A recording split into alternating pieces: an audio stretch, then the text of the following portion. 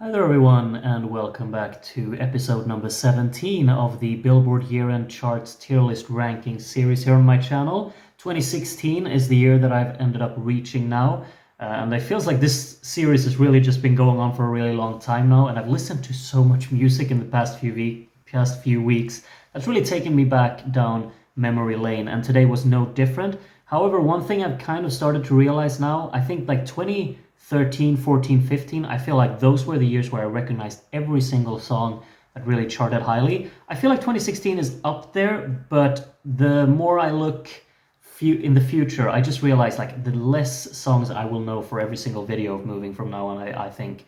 And this one had a few songs that I wasn't particularly familiar with. I've probably heard them once or twice, most of these anyway, but some of them just completely passed me by, and some of these, of course, I've heard a million times, really. But it's been interesting to get back through this year. If I'm completely honest, I don't have as strong and fond memories of this year as I do from mainly 2015, I would probably say. Has been a really nice one to return to that I talked about yesterday, of course. However, a few standouts in here today as well, and I will be highlighting those as I tier the songs in front of me out. And yeah, like many of the years now that are getting more and more modern, sometimes a song is charting both in 2 years. In this one, however, all of the songs here, they were not charting in 2015, so this is the exact top 20. And in 20th place on the year-end charts for Billboard was Ride by 21 Pilots. And 21 Pilots was, of course, a band that really, I mean, they were famous before this, but they really hit the mainstream in this particular year with the Blurry Face album. And Ride was, I guess, the second biggest hit from the album. You can see the other one coming up a bit later here in number 5. But Ride is quite an intriguing song, really. Like, it's obviously very focused on being a bit reggae inspired. And I'm not much for that whole concept. I find the hooks of this song with this kind of scaled back reggae backdrop to be slightly obnoxious. However, what I really do enjoy here is that heavy blend of like digital and gritty synth work into a song that could easily just be so overly mellow that I think maybe some parts of the song are. That contrast that just hits you with that explosiveness, very, very nice, and a proper like whiplash effect in the song that somehow just works perfectly. It's a very refreshing take on the genre, and I really do like the sound design mainly of these sections. This strong emphasis on distortion really in the production gives this song a standout quality, I believe. Also, a very energetic vocal performance in this song that I do really enjoy. I, of course, am a bit of a fan when you can blend in these rap sections quite naturally, along with the sing-along friendly hooks, which I think this song does quite well. There's a fresh flow throughout the whole song as well, and the instrumental hit that just follows these slightly underwhelming choruses, I think those just always satisfy perfectly. So I'm considering this to be a B tier song. It's probably at the very top of B tier if I'm completely honest, but I think those choruses hold it back just slightly. I understand the contrast and dynamic shift that they provide to the song, but overall I'm just not clicking with them entirely. So it's a B tier song for me, a strong one, but still a B tier song. Next up would be Me, Myself and I by G-Eazy and Bebe Rexha. And I mean the rap in the song, it's fine, I guess. I don't really, like, I don't know. I just, it kind of passes me by. I don't really mind the rap whatsoever. But I think that Bebe Rexha's vocals on this song are really irritating here. Like, I don't know what it is about it, but I just don't like the way her resonance works in this song. There's just something very off-putting about it. The choruses are also really like crazy scaled back, only consisting of this very soft and subtle piano backdrop behind this annoying vocal performance, which is just a very underwhelming like development in total, really. I'm not sure how this one had enough like engaging qualities to be a hit. Maybe there's like a backstory to this song that justifies this being somewhat exciting, because when I hear it, I zone out immediately. I find nothing to be particularly interesting about this. I find it to be a very clear F tier kind of song. I haven't found anything that would pique my interest here. Maybe you can point something out that I should pay more attention to, but I find this to be a really awful listen, if I'm completely honest. That vocal performance is not hitting right with me, and it's also just very uninteresting. I feel it doesn't really have any energy to this song. So, um, yeah, strange one. I don't enjoy it at all. I'm placing it in the F, which might be harsh, but that's where I will place it. Something that's absolutely not going in the F tier though, and not lacking energy, because that's the main thing that this song has, would be "Cake by the Ocean" by Dance. I assume you pronounce it. This is just high in energy for sure. It's so engaging in that regard. The catchy hook is instantly imprinted here. I love the kind of falsetto usage that it has. It just kind of emphasizes the fun and playful nature of the track. I understand if it could be off-putting. For me, it just works. I love the snappy like little bass walks throughout the song as well. They're emphasized nicely in the mix as well. The guitar works just really sparkling in the soundstage, and the rhythmic clarity from it is really tangible, I'd say. It's perhaps like a little bit over-reliant on its core concept, but it's just too much fun. So I'm placing this very clearly in the A category. I think this is a blast to listen to, really. And just flashes by, tons of enjoyment, snappy bass walks, and energetic guitar work, super sing-along friendly choruses that just click. And yeah, I can't put it anywhere else. I understand if some people would find it to be annoying, but not this guy. I have other songs I find annoying. For instance, "This Is What You Came For" by Calvin Harris and Rihanna. And the word "you" in this song takes up, I'm not even kidding, it takes up half of this song. The constant repetition of you, ooh, is literally half of this song, which is excessive in my opinion, but maybe they had a plan behind it. Maybe they thought that, ooh, this is really catchy, let's just repeat that and it's going to be very effective. And yeah, maybe when the audience is in the club and have lost all consciousness, then maybe it is actually effective. However, just listening to this song, and I mean, it did chart at number 17 on the Billboard year-end charts, which means that it's probably played on the radio. I've heard it on the radio. It's played when you drive to work. It's so obnoxious. I wouldn't enjoy it in a club either, but I guess, I mean, it's more suited for that place. But overall, like this arguably could be the most repetitive song I could ever think of. Like Silento's "Watch Me Nene" has nothing on this, really. It's an awful listen, truly. Mr. Harris may be strong with his mix work, absolutely he is here, but this composition is woeful. It's one of the most irritating songs I've ever heard. It's a clear F. And it's what a like step down. I didn't really particularly enjoy "We Found Love," that was their previous collaboration, but this is just terrible. I can't, like, they can't justify making this song. You just said "you" for 50% of the song. What are you doing? Terrible. Just terrible. No, I'm mad at this song. Like, that's just lazy songwriting. And no. I'm getting annoyed. I'm getting really annoyed. Let's move on to something that will maybe not annoy me as much, but this one has a little bit of annoying tendencies as well. This is "Work From Home" by Fifth Harmony and Ty Dolla $ign, our frequent respectful rapper, coming in here with a lot of lines about what he's going to do to the 18-year-old girls who sing this song. It's an annoyingly repetitive hook, really. Like that's the main problem I have with this one. Lyrically, the song is really dumb. This whole concept of I'm home alone and I want you to come back home from work because you're gonna work on me. I don't know. It's it rubs me the wrong way. I gotta say, I just don't like the concept of it. It's no. And then you also have you watched the music video to this, of all these very muscly guys working at a construction site or whatnot? And no, it's a very not for me kind of effort altogether. However, it has some strong points. I will admit that. I think there's a fun arrangement to this song throughout, really. The various vocal work really works nicely. I would say that I'm usually quite a fan of like these, like both boy bands and girl groups, when a lot of people sing and they harmonize with each other and they take turns. It keeps the songs kind of refreshing. So I always just really enjoy that aspect. The instrumental beat of this track is memorable, even though it's not particularly outstanding in any regard. It's quite repetitive, but it has a little bit of flavor to it and a playful nature. The song flows nicely. it's just a shame about the monotonous work hook.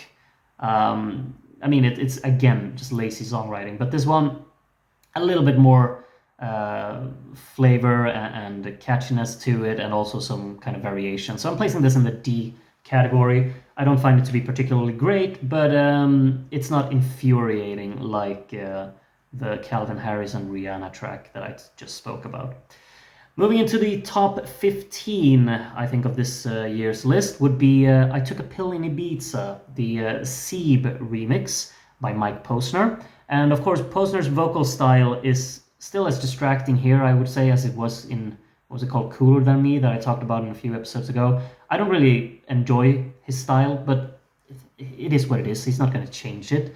I think, however, it works a bit better in this kind of tropical house setting. This kind of heavy reverb and processing usually goes hand in hand with this genre, so I don't really mind it here. I think it kind of works, and it provides some charm. It's very much clear on the storytelling aspect here. Has some iconic lines that people will remember. Not that they're particularly great or anything, but they're just kind of a little bit of fun, I suppose.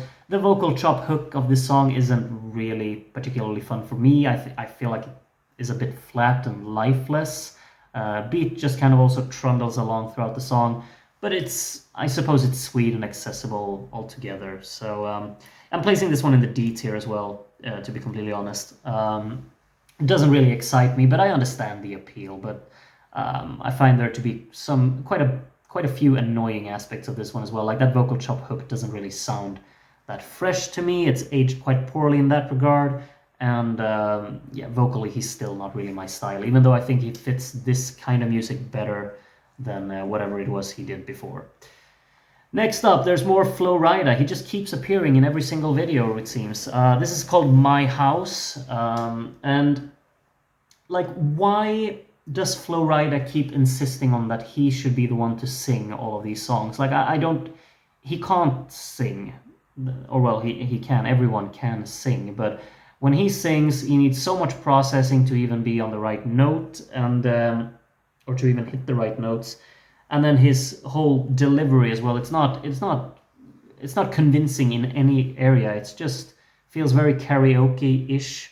So all of his songs immediately just become kind of like extensions of a karaoke performance, which is a bit just off-putting. I don't know.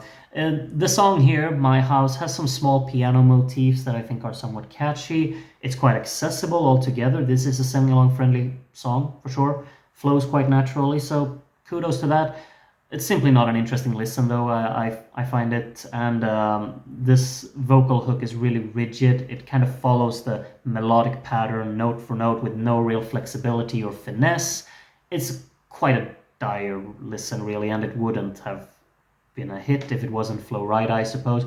But now it is Flo Rida, and for some reason the Billboard or the mainstream enjoys listening to him pretend that he can sing well.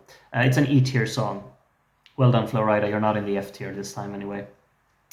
Next up, Needed Me by Rihanna. This is I don't know, like Rihanna has ups and downs throughout her career for sure. This is definitely a down for me. Like this song doesn't speak to me at all. It's a monotonous listen. It's quite a, in my opinion, quite a boring listen that doesn't provide much interest. The beat is very minimalistic. It uses an irritating vocal chop melody as its sole variation really throughout its entire runtime. Rihanna sounds assertive in this song for sure. I mean, that's something at least. Like she's carrying the song, but there's really no substance to it. It's all about her just storytelling, and the beat that supports it feels very underwhelming and anonymous mainly, I would say. The backdrop is just like scaled back drama for the sake of it without any substance. I find it to be a very dull listen really. It's an E tier song. It's just ultimately, sorry for the lack of a better word really, I say that it's a really boring listen, if I'm completely honest. Rihanna can have all the attitude she wants, but when the song doesn't have any energy whatsoever, which I don't think this one has, I just zone out immediately. So, and it's not like a pretty song either. Like if you're not gonna have any energy, then at least scale it back and make something vulnerable or emotional. This one's just there. It's her talking a lot, or well, rap singing, or whatever she's doing. No, it's not for me. Next up, however, 7 Years by Lukas Graham. Speaking of like showcasing emotional vulnerability and such, I understand if people think this one is so overdramatic, because it kind of is. Like the lyrical storytelling of it, it's so over the top, really. But if that's what he's feeling, then that's what he's feeling. I think the execution of it, though, is brilliant. It's a beautifully composed song. I love the piano work in it. I think there are a lot of memorable melody lines in here. The lyrical hard hittingness of it, like the authentic vocal delivery, really emphasizes the lyrical side of things here. I think that the song flows so naturally with the melody on top of this kind of instrumental. The song progresses nicely. I think the choruses start hitting harder and harder the further into the song you go. I think that it ties together quite nicely at the end as well, where the song goes full circle back to the intro.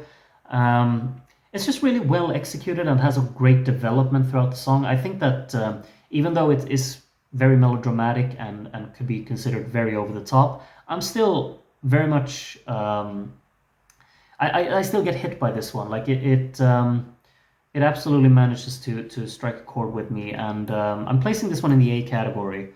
I think it's a nicely executed dramatic ballad there that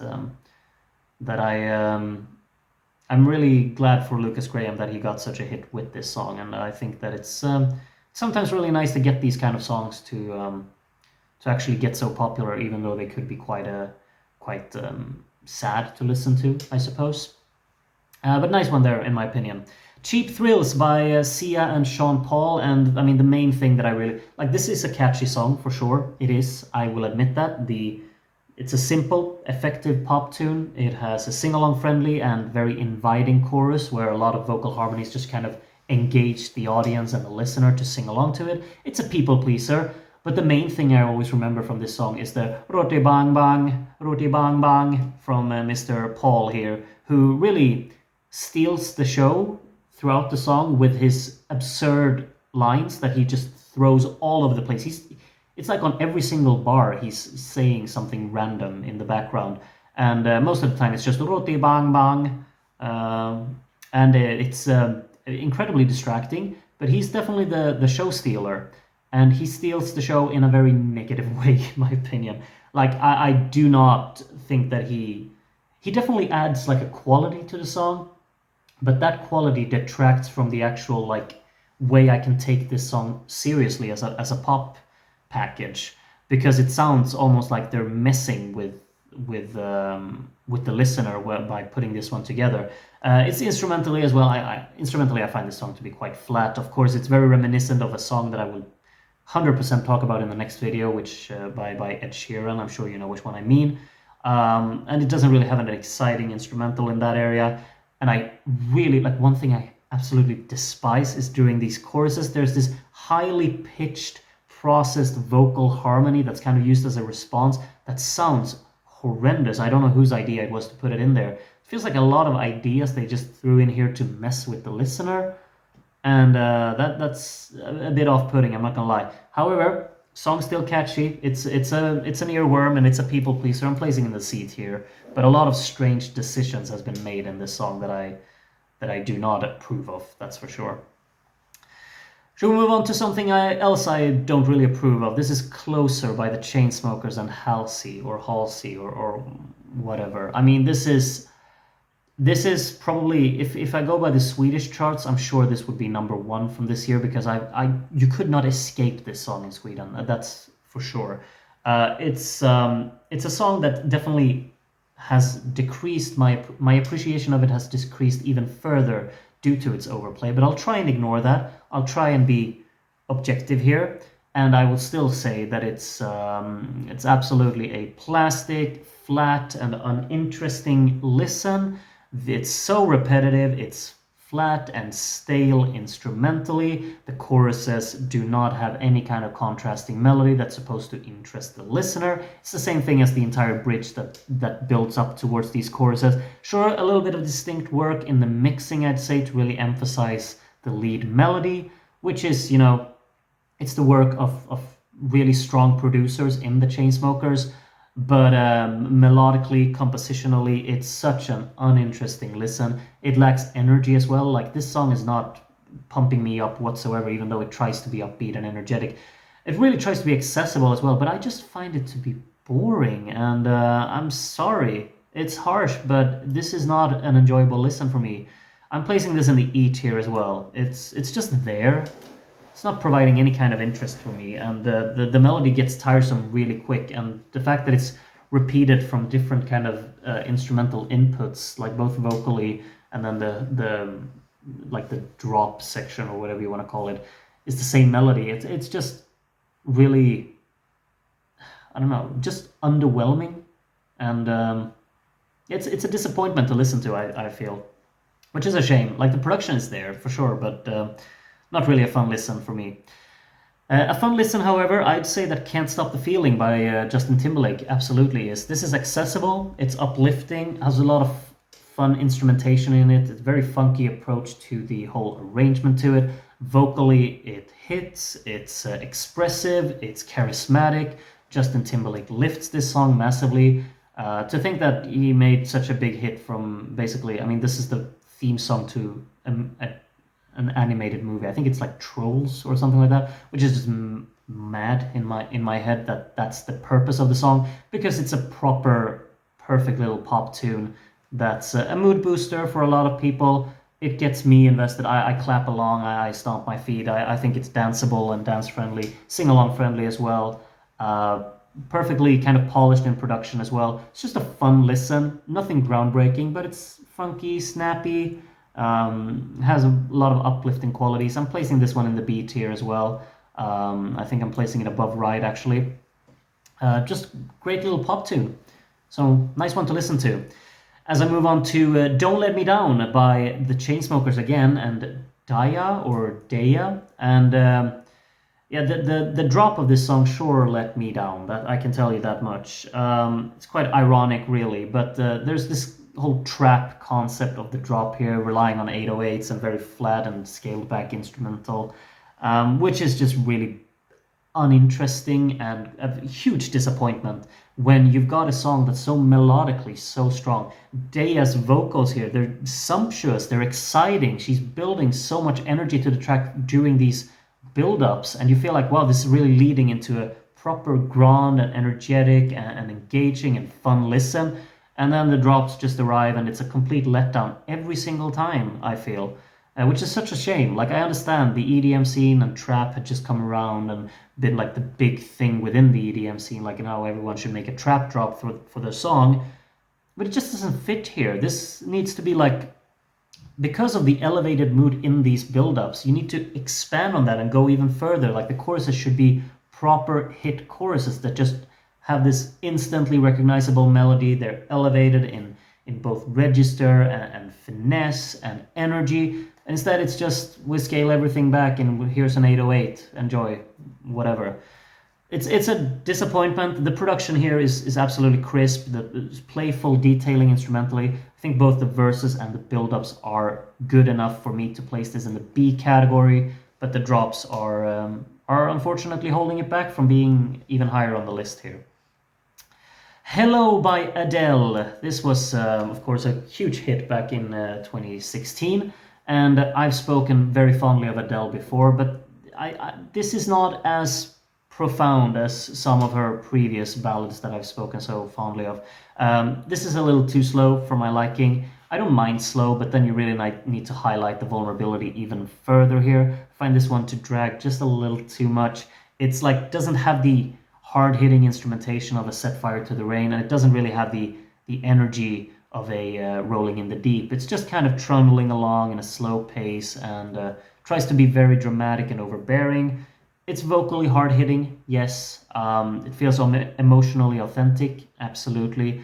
Adele does her job vocally really nice on this one. It feels real and it feels sincere, but it's just a little too slow for my liking. I'm placing this one in the C tier. I'm placing it above Cheap Thrills because it doesn't have a Sean Paul feature. Could you imagine that? Placing a Sean Paul feature in Hello by Adele. That's something for for the mashup makers out there. As I move on to Panda, Panda, Panda, brah!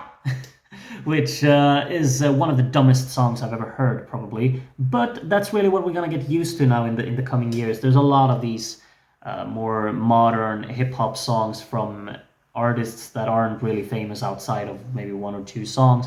And I don't know anything else Desiigner has made, but I'm not in the hip-hop scene. Maybe he's an absolute legend and icon in there.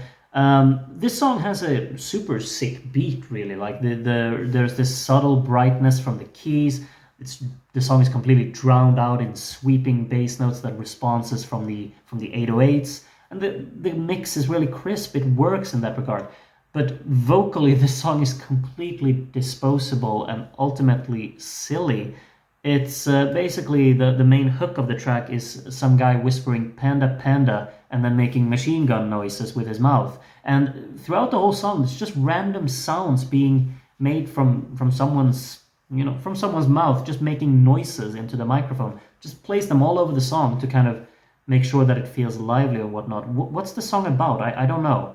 It's something about having broads in Atlanta. Okay, good for you. I don't know. This song would have been better as just an instrumental. Like, release this as just a free beat for anyone to rap out there on YouTube, and you'd probably find an infinite amount of better versions of this song. I'm placing this in D for the beat alone, probably top of D, to be honest. The beat goes hard. It does. It's kind of a banger in that regard. But yeah, not a song I return to at all, really. However, Stressed Out by 21 Pilots, this is one I return to. I can still return to this day. I think that 21 Pilots really hit the jackpot in this year with the Blurry Face album. There are a lot of great songs on it, and Stressed Out is, maybe it's a boring pick, but it is my favorite of the bunch. I think the attitude is spot on. I think the song flows so nicely through different segments that just feel refreshing throughout. I remember the first time I heard the song, it wasn't on it wasn't kind of like a hipster radio channel in Sweden. I don't think this song really became a big thing in Sweden until way later, when Sweden realized that the Americans liked it. And it just felt so different from everything else I heard on the Swedish radio. It felt much more rooted in kind of an attitude and a more playful approach to composing music and arranging it mainly. It's relying a lot on melodramatic tones and using suspense and tension within it. Releases during these choruses that throw in high energy drumming and a sing-along friendly chorus. The verses are of course also like hard hitting in the bass work. I think vocally they work as well. It's this storytelling from the rap that's actually quite fun and becomes a nice little contrast to these really sweet choruses that I think the song has. The song just ponders along as well with this dominant beat and nice drive and pulse throughout. And it's just a really great listen for me. I'm placing this top of A among these songs here. I think it's my favorite, spoilers, I suppose, but it's my favorite song of this year's list, really. There's not going to be anything in the S tier, sorry for spoiling that. But, I mean, no one expected me to place Rihanna and Drake's song Work in the S tier. Instead, it's being placed absolutely in the F tier. This is probably the biggest nonsense I've ever heard, and now I'm actually moving it below the Calvin Harris track. The beat is not even catchy in the song, in my opinion. I think it's just there. Some contrasting rhythms that go together, but not in a very playful way. And then I don't know what the song is about. It's just wah wah wah wah wah wah wah wah wah wah la la la la la wah la la la la. I mean, I don't know what's it about. And then Drake comes along with a feature where he says that his African American friends are trying to end him. And I don't know. I've never bothered to put myself into trying to understand what this song is about, but it's just annoying to listen to. It's again this case of repetition to the point where it's so repetitive that you just want to turn it off. I can't listen to more than 30 seconds of this, and I don't want to listen to even 30 seconds of it. It's a highly obnoxious listen that I get no enjoyment out of at all. Let me know why would this be an enjoyable song? I'm really curious to know. I don't see it. I don't get it, which is a me issue, I know, but I just don't. So that's a clear F. I can't say anything positive about it. I really can't. I'm sorry.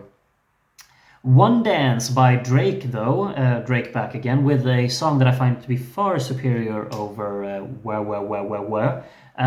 This song is also with Wizkid and Kyla, I see here in my notes, actually. Sorry for missing you two. This is kind of nice. Like, I never expected to like a Drake song, but this one just kind of clicks. The reggaeton beat that this song has is very catchy. The syncopated kind of drum patterns enhance this very engaging groove that I think the song has.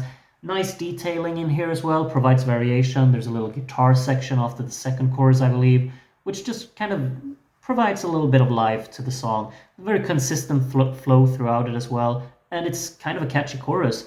I think vocally maybe it's a bit too distracting with the way that Drake sounds in this song. I would have loved like a vocal feature to perform these choruses, as they really have melodic quality, but I can't really take them seriously when it's Drake mumbling along in his processed vocal delivery. It's a bit of a shame, but a fun listen nonetheless, and somewhat energetic, and so it's decent. I'm placing this in the C tier. I'm placing it, yeah. I mean, it doesn't have a Sean Paul. Maybe a Sean Paul feature would actually make One Dance even more fun. I just realized, like, this is the kind of song where you can throw in a bit of a ruti bang bang. Yeah, I'm placing it there in the middle of the C tier. Sorry by Justin Bieber. I think could be another C, if I'm completely honest. There's a bit of dancehall percussion in this song, which is quite fun. I think that Bieber really highlights and showcases his vocal qualities in this song quite nicely. I think during this time, my kind of appreciation for Justin Bieber as a vocalist really peaked. Like, I really realized how much character he really has in his vocals, and this is a warm and inviting tune, very well produced as well. Of course, it's still this is, of course, I'm pretty sure that this is the album that was mostly produced by Jack Yu, who I've of course talked about in previous video, maybe like in 1 or 2 videos ago. This song, however, the choruses are quite repetitive and melodically uninteresting. I'm not really fond of this kind of vocal chop hook that they have. If it's supposed to be a vocal chop hook, it needs to be more like in your face and actually energetic. I don't really click with these for scaled back and chilled out vocal chop hooks. They don't just really work for me. Never really clicked with this kind of music, but the song is neat, so I'm placing it in the C tier, and I'm placing it at the bottom of the C tier here, actually. And then the final song, the #1 song of 2016, was Justin Bieber's Love Yourself, and this is a neat little Ed Sheeran and Justin Bieber crossover. You can definitely hear that this song was originally like Ed Sheeran's song. I think like I'm quite disappointed with the simplistic guitar work in this song, because I know you can expect so much more. It's very scaled back, it's very formulaic and unexciting. Yeah, it's just, I guess, too scaled back for my liking personally. But the song is intimate and sweet. The choruses kind of just have a very warm and inviting tone to them. I think it's a sweet listen. It's one you can just lay back and take in and enjoy, really. And again, vocally, it's very well sung. I'm placing this top of C tier. As I said, I'm disappointed with the guitar work in it. I think it's too simplistic, but overall, the song is quite neat and pleasant, so top of C tier for me. And that's the end of the 2016 tier list. And it's quite a fun one to look at. Obviously, nothing in S, which is a bit unfortunate. But then otherwise, the list is very balanced. If I wanted to make it look very symmetrical, I'd place Sorry here. Look at that. Oof, that's so aesthetically pleasing. But I think that Sorry actually deserves to be in a higher tier than Panda, I Took a Pill in Ibiza, and Work From Home. I don't think they should be grouped together. It's more close to a Cheap Thrills or a One Dance. So I'm keeping it like this. But yeah, that's the end of my list. Do let me know what you think of these songs as well in the comments. I'd be interested to read. And what do you think is the standout song from this year? I'm sure some of you probably think Work by Rihanna and Drake. And if you think that, then please let me know, what am I missing? Because I find it truly to be dreadful. And I want to understand why it wouldn't be. So let me know if that's the case. Thank you so much for sticking around through the entire video. Of course, as always, I hope to see you again tomorrow, where I will be introduced, I think, to some new songs, because I wasn't aware of every single song on the 2017 list. I've already taken a look. So that could be a bit interesting. But thank you so much for watching this video. I hope it's been a nice view for you. It's been fun for me to make, and I'm looking forward to making another one tomorrow. Take care of yourselves until then, and bye bye.